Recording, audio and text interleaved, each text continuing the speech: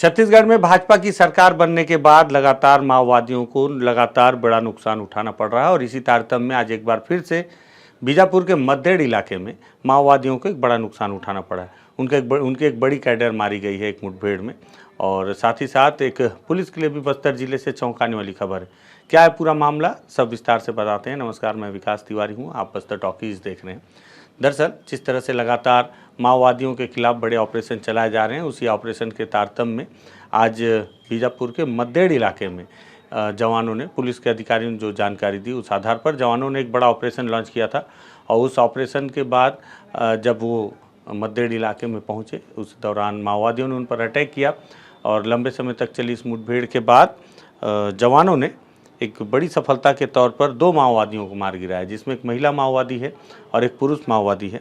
बड़ा ऑपरेशन, अब आप सोचेंगे कि बीते दिनों जिस तरह से कई संख्या में माओवादी मारे जा रहे हैं, लेकिन इसे मैं बार बार बड़ी सफलता क्यों कह रहा हूँ। बड़ी सफलता इसलिए कह रहा हूँ क्योंकि इसमें जो एक महिला माओवादी मारी गई है उसका नाम मैं काफ़ी दिनों से सुनता आ रहा था। मद्देड़ के इलाके में मनीला उसका नाम है और मनीला पुनेम उर्फ मनीला पदम ये उसका नाम था और उसके पति का नाम है नागेश पदम, जो कि पुराने किसी एक मुठभेड़ में मारे जा चुके हैं और अभी इस वक्त जो है मनीला पर 8 लाख रुपए का इनाम घोषित किया गया था और साथ ही साथ ये डिवीसीएम थी मद्देड़ एरिया कमेटी की। इसे हाल फिलहाल में ही प्रमोशन मिला था, इसके पहले एरिया कमेटी मेंबर थी और 2006 से माओवादी संगठन में सक्रिय रूप से कार्यरत थी। इसके ऊपर हत्या के प्रयास, लूट, आगजनी, अपहरण, बलवा, आर्म्स एक्ट और विस्फोटक पदार्थ अधिनियम के तहत अलग अलग मामले अलग अलग थानों में दर्ज किए गए थे। इनके साथ ही जो दूसरे माओवादी की मौत हुई है उसका नाम मंगलू कुडियम बताया जा रहा है और जिसकी उम्र 40 वर्ष और ये मांझीपारा स्कूल पारा कुज्जा कोंटा फर्चगढ़ के निवासी रहे। इनके ऊपर 1 लाख रुपए का इनाम था। ये 1999 से माओवादी संगठन से जुड़े हुए थे। 2007 में दंतेवाड़ा जेल ब्रेक की जो घटना हुई थी, अगर आपको याद हो, दंतेवाड़ा के जेल ब्रेक करके कई माओवादी फरार हो गए थे 2007 में। उस जेल ब्रेक की घटना में भी ये माओवादी शामिल थे और इसके ऊपर भी हत्या के प्रयास जैसे कई मामले दर्ज किए थे। और मनीला का मारा जाना निश्चित ही तौर पर मद्देड़ एरिया कमेटी के जो माओवादी हैं, उस इलाके में जो सक्रिय माओवादी हैं या माओवादी संगठन को जिस तरह से उस इलाके में जो लोग संचालित करते हैं उनके लिए एक बड़ा नुकसान होगा।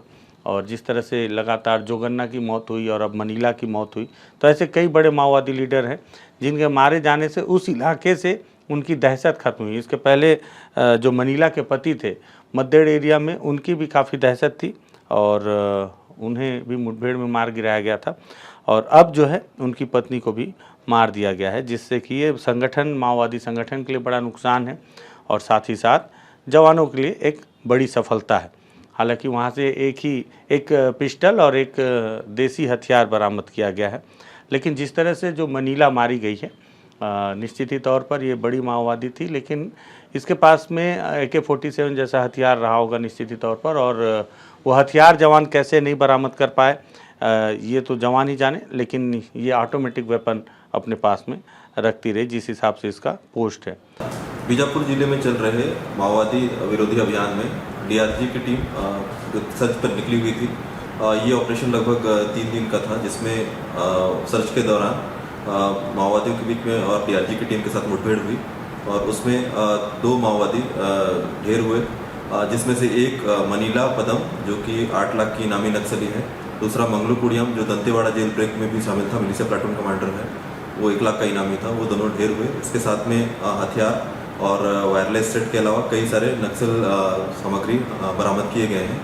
ये मद्देड़ थाना अंतर्गत कोरंजेड़ और बंदेपारा के जंगलों में ये मुठभेड़ हुआ है। दूसरी खबर ये है बस्तर जिले से जुड़ी, जो पुलिस के उनको आज दिन भर परेशान करके रखी हुई थी, वो ये है कि आज बस्तर जिले के चित्रकूट लहोंडीगुड़ा का जो इलाका है, चित्रकूट वाटरफॉल का नाम आपने सुना होगा, उस इलाके के बिनता और बारसूर के मारडूम के इलाकों में, सॉरी मैं बारसूर बोल दिया था, मारडूम के इलाके में माओवादियों ने पर्चे लगाए और बैनर पोस्टर लगाए। और ये बैनर पोस्टर जो है माओवादियों ने, आपको याद हो कि बीते चुनाव में जो विधानसभा चुनाव हैं, हमने चित्रकूट विधानसभा में सबसे बड़ा जो मुद्दा बताया था आपको, वो बताया था धर्मांतरण का। नारायणपुर और चित्रकूट के विधानसभा में धर्मांतरण सबसे बड़ा मुद्दा था और ये वहाँ की सीट को बदलने के लिए काफ़ी था। वहाँ के जो वोटों का जो झुकाव है लोगों का, उसको बदलने के लिए। तो ऐसे में अब माओवादियों ने इस धर्मांतरण को लेकर आज पर्चा जारी किया है और ये पर्चा उन्होंने जारी किया है कस्तूरपाल के सरपंच कमलू कट्टम और पारापुर के उप सरपंच ओम प्रकाश ठाकुर के लिए। और उन्होंने इस पर्चे में कहा है कि धर्म परिवर्तन के नाम पर आपस में आदिवासियों को लड़वाना बंद करें, अपनी गलती को अपने पंचायत में जनता के सामने माफ़ी मांगें, मसीह परिवारों का धन संपत्ति फसलों को जब्त मत कराओ, ऐसे करने से बचें, अगर नहीं माने तो आपको गंभीर परिणाम भुगतना पड़ेगा। साथ ही साथ उन्होंने ये भी लिखा है कि लोहंडीगुड़ा ब्लॉक सरपंच संघ और अलग अलग सामाजिक संगठनों से अपील है कि कस्तूरपाल के कमलू कट्टम और पारापुर के ओम प्रकाश ठाकुर जैसे जन विरोधी काम करने वाले, धर्म परिवर्तन के नाम पर समाज में धर्म का जहर फैलाने वाले को सामाजिक बहिष्कार करें, अपने अपने पंचायत में बैठक करके शांति बनाए रखें, मोदी की गारंटी के लालच में बीजेपी का पैसा खाकर बस्तर की संपत्ति को देश विदेश के कारपोरेट दलाल और पूंजीपतियों को ना बेचें। पूर्व बस्तर डिवीज़न कमेटी माओवादी भाकपा, इनके द्वारा ये पर्चा वहाँ पे जगह जगह पर लगाया गया है। साथ ही साथ एक लंबा चौड़ा एक प्रेस नोट भी उन्होंने वहाँ पे लगाया है घटना स्थल पर।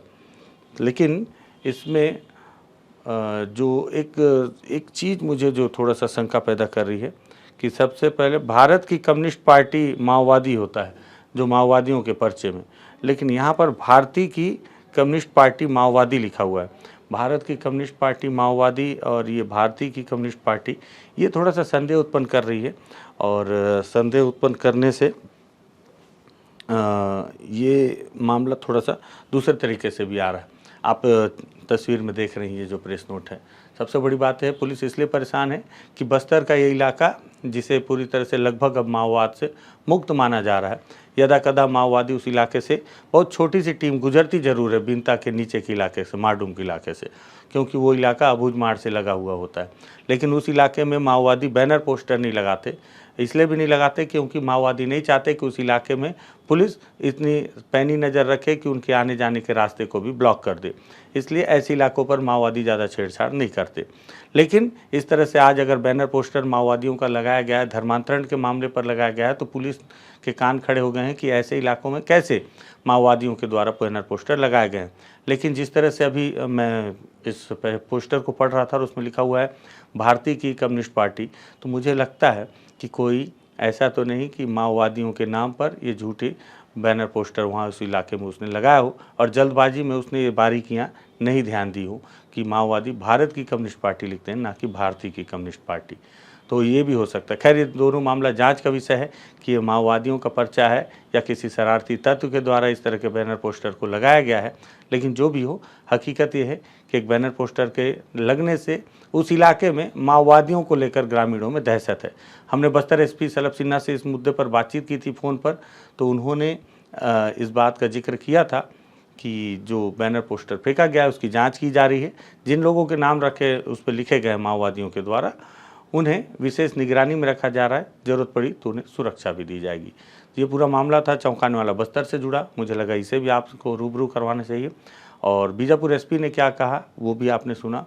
मुठभेड़ की जानकारी, माओवादी संगठन को एक बड़ा नुकसान हुआ, मनीला मारी गई और पुलिस के लिए एक बड़ा अचीवमेंट है। ये हथियार नहीं मिल पाना जवानों के लिए अफसोस है कि अब लगातार इस तरह के और भी जानकारियाँ आपको सटीक देने की हम कोशिश करेंगे। मुझे लगा ये जानकारी आप तक पहुंचानी चाहिए, इसलिए इस वीडियो को तैयार किया गया है। वीडियो पसंद आया तो वीडियो शेयर कीजिएगा, बस्तर टॉकीज को सब्सक्राइब कीजिएगा। धन्यवाद।